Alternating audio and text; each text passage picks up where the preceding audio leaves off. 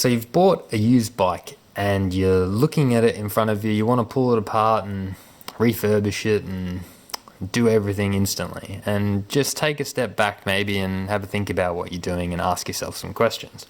So one of the most important things you can think about initially is, what's my chain line? And so you can measure this really simply on the bike by just going to the center of the seat post and measuring out to each of the rings on your chain ring. You might have 3 chain rings, you might have 2 chain rings, or maybe you just got 1 chain ring. But that information is really useful because it gives you a reference point. So you know that whatever the spindle length is, if it's working the way that you want it to, that it's the ideal or theoretically ideal position for the bike to be. So maybe asking yourself a few questions, particularly around the bottom bracket. Well, what is my spindle length, and how would I figure that out? And a lot of the times in older bikes, this information is pretty easy to find. So on the part itself, you'll see the name of the part, the actual diameter of 68, and the thread, BC 1.37 by 24. Now you also get information as to which is the left cup and which is the right cup, and you'll see that denotes the non-drive side and the drive side. You've also got this black metal spacer here as well, and that's also you can just see that on the bike that's the drive side. So with this information you can do a bit of research, figure out if you can actually get the correct size part. Can you get a replacement 113, or is it going to be like a 111 or a 110? Are you going to be out by a little bit? Which way is it going to push the actual crankset? Is going to push it inboard or outboard by doing that?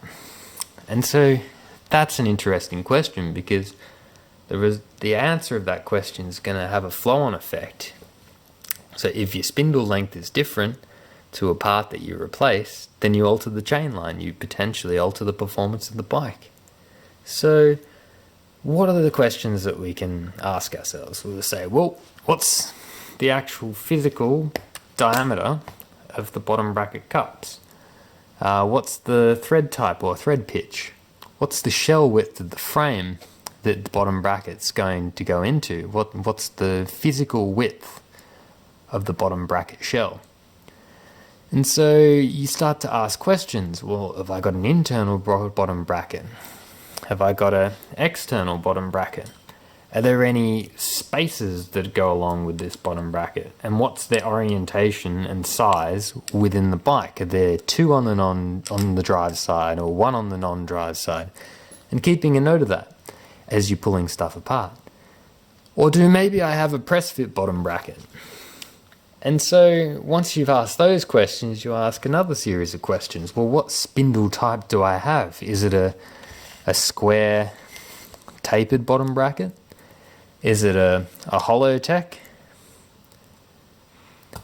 Or is it an X-type? Is it an Octalink, a power spline, an ISIS? And then asking yourself the question, well, what's the actual physical spindle diameter, and where are the bearings going to actually contact? So, and even asking yourself the question, well, on modern cranks, the spindle is often completely independent of the bottom bracket, which is essentially just the bearing casing.